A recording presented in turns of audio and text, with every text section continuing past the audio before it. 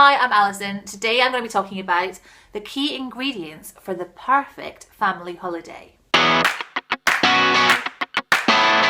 Now, I truly see holidays as being a chance to reconnect with your family. I just think in this day and age, I sound like a real old person, don't I? In this day and age, in my time, it wasn't like this.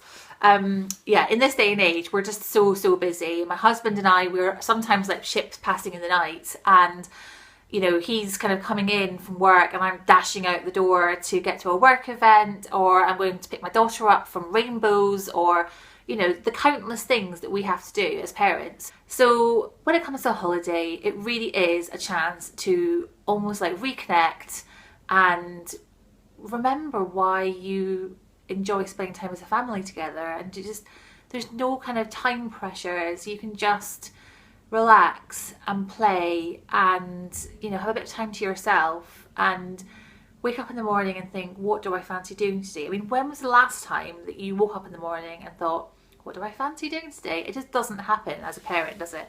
So yeah, I've got a few key ingredients for the perfect family holiday for when you want to reconnect as a family.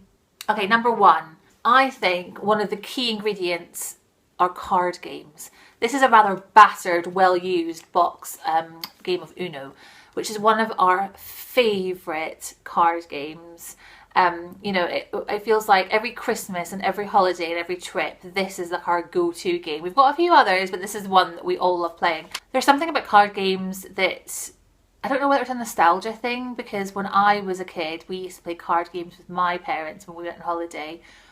But there's just something fun, and adults enjoyed playing them as much as kids do. So you don't feel like, like when you go to a soft play centre or something, and it's just fun for the kids. There is no fun for the parents at a soft play centre, apart from maybe if they have Wi-Fi and a really, really good kind of coffee. But there's no fun. But with card games, I've been in fits of giggles playing cards, playing Uno with my little girl. So yeah, to me, taking this on holiday and, playing it by the poolside, or maybe going for like a 5 p.m. drink in the bar and taking Uno with us and getting, our little girl, getting her a tropical mocktail or something and playing some cards. To me, that's just like the ultimate in reconnection. Number two, it sounds crazy, but I honestly think that one of the most important parts of reconnecting as a family is having time to yourself. And I know that doesn't really make sense, but one of my favourite phrases is, you can't pour from an empty cup. And I truly believe that. And I think that as a parent, you need to have time to yourself, or you need to have couple time to then feel like you can give as much as you should be giving to your kids. So the brilliant thing about Mark Warner is the kids club facilities that they have. And when I went to a Mark Warner resort in Rhodes a few years ago, I was absolutely flabbergasted by the quality of the childcare. It just felt like you were walking into a brilliant, top-notch nursery, down the road from where I live. If my 6-year-old goes into a kids club when I'm on holiday for like the morning or for the afternoon, then this is what I'm going to be doing. I'm going to be stretched out by the pool or on the beach reading a book, because to me that's just like the ultimate in me time. That said, my third ingredient is family activities, because a lot of holiday resorts seem to really focus on activities that you can do as a grown-up, as an adult, and then they also have activities that you can do as a child, but not many of them offer family activities. And to me, that is really, really essential, because you want that balance, don't you? You want a bit of time on your own, a bit of time, doing things like playing cards and splashing around in the pool, and you also want to be able to do things and have new experiences.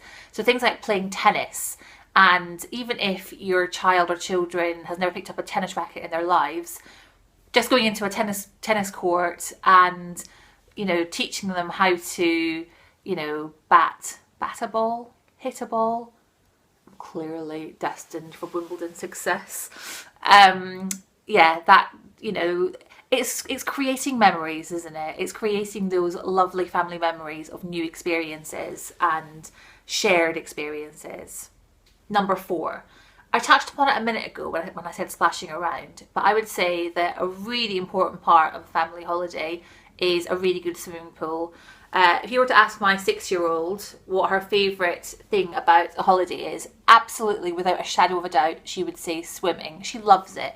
And it's not even just swimming, it's the splashing around, it's the messing around, it's, you know, having inflatables in the pool, it's having a ball, it's, you know, getting your parents to come in and chuck you off the side into the pool and splashing them and, you know, just making as much of a racket as you possibly can.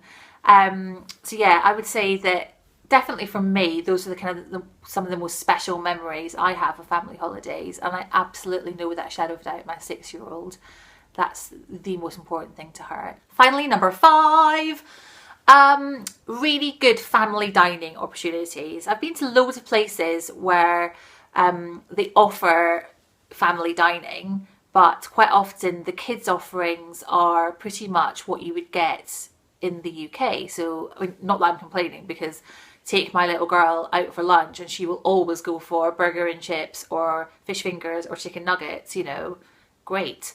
But when you're on holiday, it's so good to try something new and to have local foods on offer. And being a fussy eater, chances are my 6-year-old would turn her nose up at them, but she might try them. When I was a kid, I remember going to Greece and suddenly discovering tzatziki and becoming obsessed with it.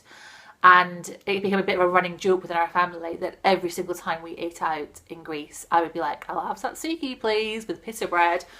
So it's just about offering kids that, you know, that chance to try some new food, being able to go out as a family maybe early. So, you know, a lot of European countries, certainly, they eat very late. Even as families, they eat very late. And we do send our little girl to bed kind of later when we're on holiday, but we don't want to send her to bed too late because she just gets knackered, and then that's no fun for anybody, is it? So, you know, an early-ish family dinner where we've got an array of different things that we can offer her to eat is just the ideal thing, isn't it?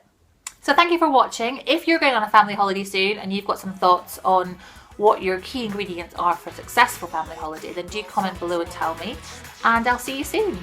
Come on, Monday, don't be such a